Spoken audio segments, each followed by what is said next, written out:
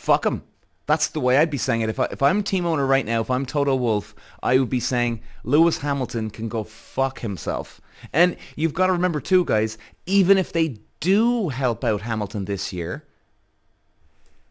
at the end of the year, things are going to start to close up. They're not going to be talking about new upgrades. They're not going to be talking about this new feature that we're looking into when Hamilton's sitting around the place, because he could go off and tell Ferrari. Unless they're an unbelievable a bunch of idiots, which they're not. Walsh running the Irish green, and look at the move he's making down to the inside. Moves to the front with fifth all the way to the lead in lap one. Walsh takes win number 2. Peter. Walsh. Ladies and gents, what the fuck is going on in Formula 1 right now? It's all cranking up. I mean, in one way, there's a part of me that's feeling guilty, actually, because the drama is starting to fucking go through the roof here before the 2024 season started. But Jesus Christ, Christian Horner may be gone from Formula 1. Lewis Hamilton going to fucking Ferrari. What the fuck is going on? And there's one or two other things. So let's get into it, guys. Let's start with Christian Horner. Let's start with Christian. Sweet Lord Jesus. So guys, if you don't know the story here, we don't know much yet. But all they're saying now, Christian Horner might have to fucking step down at Red Bull because apparently he had some inappropriate behavior to one of his staff. Now, we're going to assume it's a woman. We're going to assume that it was... Well, actually, sorry. No. I'll go back. We're not going to assume... I suppose what... I'm sorry, guys. I'm all over the place. I'm just stunned here. I'm shocked that the whole world is assuming that Christian Horner has done something sexual to a woman, inappropriate behavior. And you see, what annoys me here, guys, is that there's no evidence, number one. Okay? Innocent until fucking proven guilty here for this poor guy. Jesus Christ. I'm not the biggest fan of Christian Horner. I'm not. I think, you know, he can be a bit pompous sometimes, every now and then, right? I think he's an unbelievable, gifted, brilliant team owner. Just never warmed to him that much. But I'm going to bat for this man right here. I mean, come on.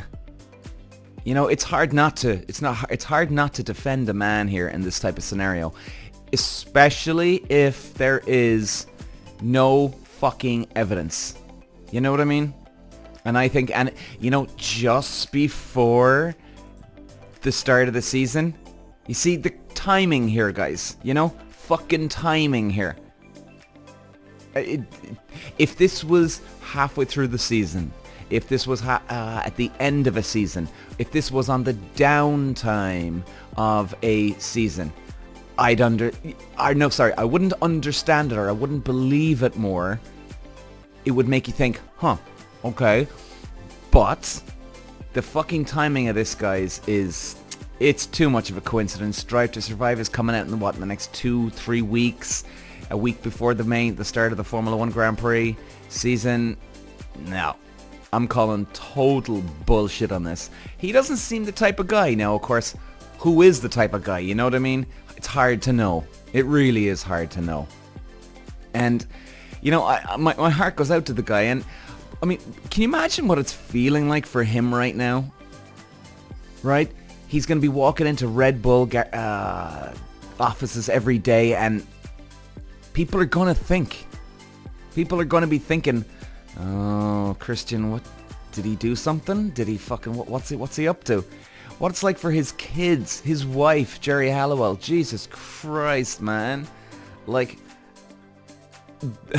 the poor wife, she probably doesn't trust it. Do you know? Wouldn't it raise a doubt in her head?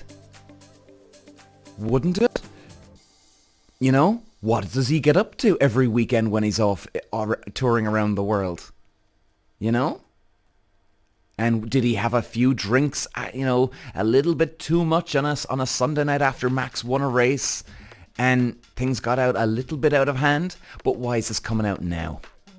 You see, it's just such bullshit, man. I honestly do believe. And hey, you know what? If there was stone hard cold evidence that he did something, well then I'd eat my hat right here. But right now, I'm giving this guy the benefit of the doubt. 100%. Innocent until proven fucking guilty. And that's all we have. And you see, this is what annoys me about the journalists here, right? Now look, I'm not the one to spill the beans here. This is out already. And inappropriate behavior. Like, fuck off, asshole. Like, give us more information. Like, they shouldn't be releasing this information out there in the world until there's actually a proper accusation or there's really good evidence to back it up. Because this man, and I would hate to see Christian Horner go. I'm not the biggest fan of his, but I would fucking hate to see Christian Horner leave Red Bull. I think he is fucking an excellent team boss. He's got it, but he's got it clocked. System is going good. Who else could do such a great job that Christian Horner has done? You know, he has done amazingly well. Can you imagine? And guys, we're only a couple of weeks out from the start of the season, and the guy might be fucking stepping down. Like, I always say to you guys, Formula1.com, that's probably the best website out there, I genuinely believe, to find out all the accurate information, okay? All the other websites, total bollocks, total horseshit, some of the headlines, it's amazing.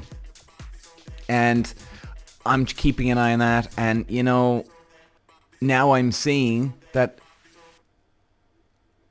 Fuck, man, I'm stunned. I'm almost speechless. I'm almost speechless. What's that going to be like? What's it like when he goes home at night? Does Jerry Halliwell have just 1% doubt? Have her kids come up and said, "Hey, Mom, what's going on with Dad here? Or did he do something?" You know? It must be fucking awkward as hell, man. Awkward as fucking hell. And even if Christian stays in the team, and if he goes to the rounds, there's going to be an eerie feeling, I would say, at the start, guys. There's going to be a fucking eerie feeling in that Red Bull garage. Now, would it stop their winning performance? No, I don't think so, okay? Red Bull, Verstappen is professional enough. Christian Horner is professional enough to just focus on the job. Adrian Newey, the mechanics, they're all professional enough to focus on the job.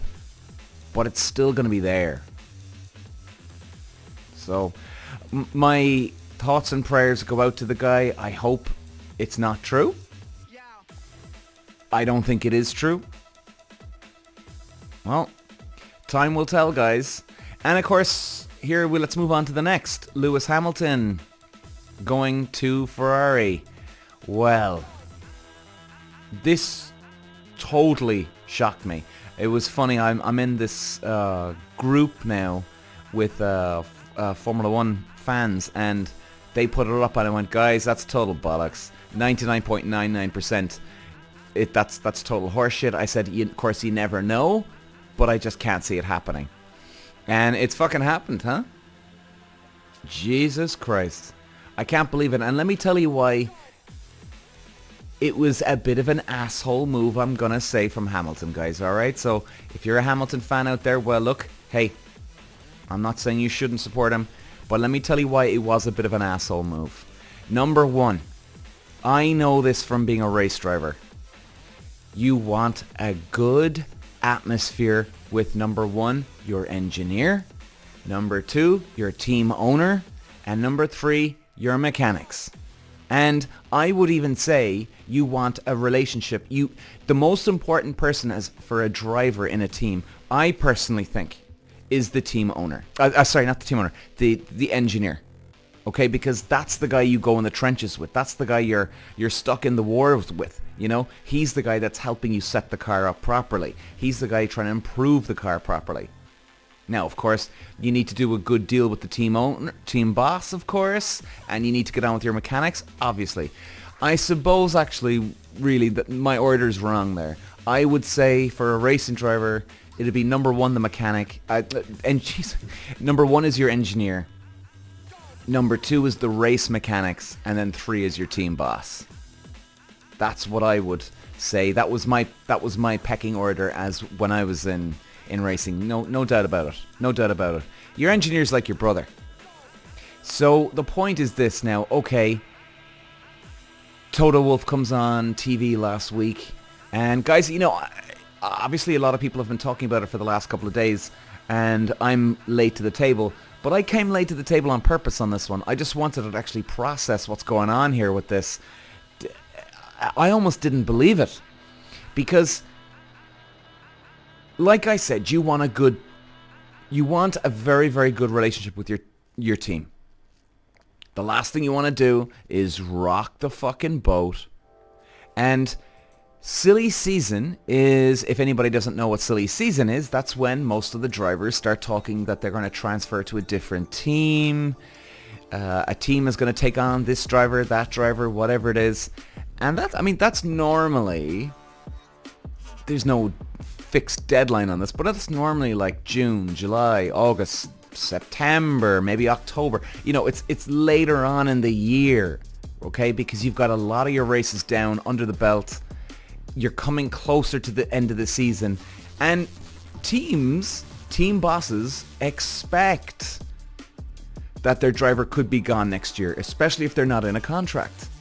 Okay? So it's part of the package here, right? And at the end of the day, Mercedes have to suck it up, so to speak. Of course they do. But they got a real kick in the fucking balls here, okay? And you know what? I would stand up for Mercedes on this one. That was a dick move, I honestly think, by Hamilton. There was no need to come out with that at the start of the fucking season. He's come out with it and he hasn't even done one lap in the fucking car. He hasn't even done one lap on the track and he's leaving. And it could be a great move for him because Ferrari could find an edge. It could be a disaster move because McLaren could get back to winning ways. Hard to know which way it's going to go, of course. I mean, you can never rule Mercedes out. They won, 6 world championships in a row. One of the greatest teams of all time. And you just never know what they could come out with. They could come out with an unbelievable upgrade that just, bang, has everything click into place. And they could have that upgrade as we speak right now on the car, guys. Even before the season starts, and Hamilton has fucked himself. Now again, that's if it does go back to the winning ways of Mercedes. And why didn't Hamilton wait? Why didn't Hamilton wait? He could have waited until silly season. He could have... You can't speak for everybody, of course, but I'm sure that Ferrari would have understood. Right? Even if Lewis Hamilton whipped out a non-disclosure agreement, an NDA contract, said, hey guys, look, I've signed with you, but listen, we need to keep this under wraps, please, okay? I'm sure you understand, and believe me, as a team, Ferrari would fucking understand that he doesn't want to upset people at the start of the fucking season. So I would imagine Ferrari would have been happy to have signed that form. And people are saying, oh yeah, well look, hey, you can't keep this under wraps, and why did Hamilton come out with it now? Bollocks. If you really wanted to keep it secret, you could have kept it secret. Ferrari team boss, they could have kept it a secret between even all their staff for a while, right? Or everybody else could have signed a fucking NDA. You just don't know, And the point is this, Ferrari would have had the respect to keep it under wraps for Lewis Hamilton and Mercedes. Even if they don't fucking like Mercedes, they would have understood as in like, jeez, look, he's going there for a year. The last thing you want is for them to have a shitty relationship for the year. And then again, remember, Hamilton's going to Ferrari, so now he's their boy, right? So why wouldn't you help out your new boy, I think there's something else going on in the background here that we don't know. And maybe something will come out, maybe not. But it just doesn't add up, guys. It really doesn't. And Hamilton, as a driver, would know that there's a very, very big chance now that he's going to be isolated in that fucking team. Okay? He might rock up to round 1 and they're all just giving him the fucking evil eye. Because it was a kick in the balls, guys. You know? I mean, it was literally, no, I don't give a shit what kind of car you've come out with this year, guys. I'm out of here. I'm done. Good luck. Now, that's towards the team. And will Toto Wolff help him now? I don't think so. I really don't think so. Why would he? Fuck him. That's the way I'd be saying it. If I'm team owner right now, if I'm Toto Wolff, I would be saying Lewis Hamilton can go fuck himself. And you've got to remember too, guys, even if they do help out Hamilton this year, at the end of the year, things are going to start to close up. They're not going to be talking about new upgrades. They're not going to be talking about this new feature that we're looking into when Hamilton's sitting around the place, because he could go off and tell Ferrari. Unless they're an unbelievable a bunch of idiots, which they're not. But why wouldn't you isolate the guy? You put all your attention now into George Russell. Like, I'm serious, guys. I think they're going to put everything into George Russell. Of course, you never know. You could be wrong. But I just don't think Hamilton's going to have a very successful year this year. But again, we'll see how it all pans out here. And now, okay, let's look at it from Hamilton's point of view. A dick move. It really shows he doesn't give a fuck about them, okay? I mean, genuinely, guys, this guy has won 5 world championships with Mercedes. He's probably on about 50 million a year from endorsements or just his contract, plus then endorsements like sponsorship from our commission money, percentage from all the clothes they sell, right? He wouldn't be 7-time world champion without Mercedes. You can be fucking sure of that. And he acted like a spoiled little child doing what he's doing. He could have had some respect for them, okay? He would be nowhere if it wasn't for Mercedes. And he could have buttoned his fucking mouth, kept this quiet, signed an NDA contract with Ferrari, and everybody has to keep their mouth shut. Now, you could say, well, you know, he's being honest. Bullshit, okay? That was a kick in the balls to Toto Wolff and Mercedes. I'm not even the biggest fan of Mercedes. And I'm standing up for them. I feel bad for them. That's a real kick in the balls. And it just shows you that Lewis Hamilton is a selfish guy. Okay? He puts on a big fake fucking, I'm grateful, I'm this, I'm that. What a load of bollocks. This is just genuinely proved that he doesn't give a shit, guys. And look, if there's any Hamilton fans out there, I'm sorry, okay? I'm just calling it the way it is, alright? I'm a Verstappen, Piastri, Alonso fan, and if those boys acted the dick, I would call them on their shit too. Alright? I'm being very fair to everybody. I'm not even the biggest Hamilton fan. Mercedes fan. And I'm defending Mercedes, okay? I'm being extremely fair. That was an incredibly selfish move, what Hamilton just did. He doesn't give a fuck, boy. All his bullshit act on TV, I'm telling you, God, he's a pretender. He's a pretender. And I have to say, it really did annoy me for Mercedes. I'm not even the biggest Mercedes fan. You know, have some respect for people. 5 world championships with Mercedes, and that's the way he treats them?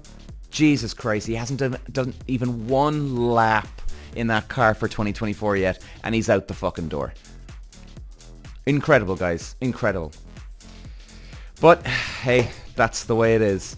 Now, okay, let's look at it from Hamilton's point of view. It could be a fantastic strategy too, in terms of Ferrari could find something for the year 2025, 2026. He's not going to get the number 1 treatment that he got at Mercedes. This is why I'm shocked with this move. He's not going to get it. He's not going to get it. Even Michael Schumacher didn't get that treatment. At the start, yes, he was on his 20 million when he went there. It took him years and years to get to the top and win championships with Ferrari. But they were getting kind of sick of Schumacher. You know, they were saying, Jesus, what's all this fuss about? The guy hasn't won us a championship here yet. You know, should we keep on with this guy? Like, Jesus Christ. So even the god himself, Michael Schumacher, he didn't get the special treatment. Yeah, he'll get some treatment, but they've got Charles Leclerc there. I think Charles Leclerc is their number 1 boy, if anything. They tend not to have it right now at the moment, but let's just call Leclerc the golden boy for now.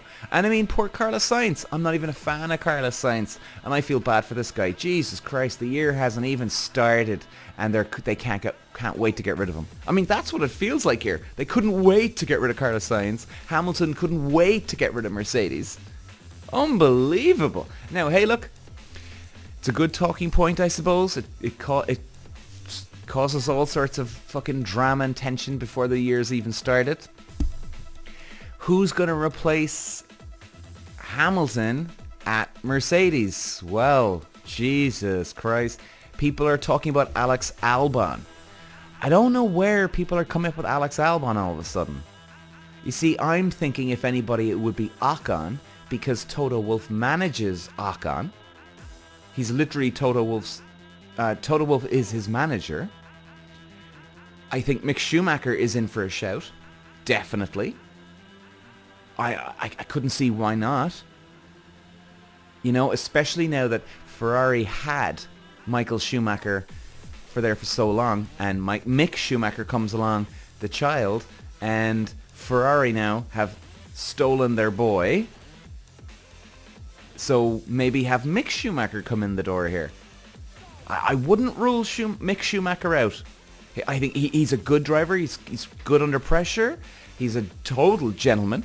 And I think he'll sell a lot of fucking t-shirts and hats and shorts and sandals and lollipops, whatever the fuck, with the Schumacher name at Ferrari again. At Mercedes again. I'd love to see Mick Schumacher there. It'll be interesting to see. Albon, is he in play?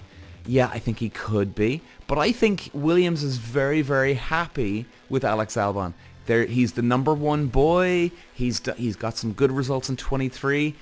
Let's keep him on board. And I think he's got good confidence now in the car. Albon does with Williams. He's finding the pace with the car. I wouldn't be upsetting anything here going forward. I would hold on to Albon as much as I could if I'm Vowles, the team owner, the team boss of Williams. Definitely try and keep him on board. But it'll be interesting. I think he's in for a shout. I think you got Alonso. Alonso, I just don't see it happening. And I don't know why. I think they just like the younger guy in the team. You know, I obviously think that they obviously rate Alonso. Alonso could be too much money. He could be too much money. So, if I would say Mick Schumacher, 50% chance he's going to go. Albon, I would say a 25% chance that he's going to go. And Alonso, 10% chance that he'd be taking that seat. So, it'll be interesting to see how it goes, guys. So, that's all for today. I mean, Jesus, big news over the last few days, really. I think we'll leave it there. And, of course, there's the new Madrid F1 track is now open, guys. So, that'll be interesting now to see if they replace that with the Barcelona track. Or maybe they'll have two F1 tracks going in Spain. Should be interesting. There's a good fan base in Spain. So, I wouldn't see any reason why they wouldn't have two in Spain. Madrid, thriving city, beautiful city apparently. So Madrid could be a good one. And the sprint races, they're obviously coming up this year. 6 of them in line for us. So that could be very entertaining again this year. I think, guys, we're going to be back with more podcast episodes before the start of the year, and of course throughout the year. I think we're in for a whirlwind year, guys, because we're a year into now the new changes on the cars, and I think people are now going to catch up with the other teams, right? That's the important thing. If you're an engineer, aerodynamicist, you come out the gate storming. You come out with a big advantage and you get going as fast as you can. And obviously Red Bull did that last year. But again, we get to see a lot of the teams catching up now. So this year could be very, very close. Fingers crossed for all of us watching that I'm right on that one. And I think you could have Ferrari up there. Like I said, they need is that 1%.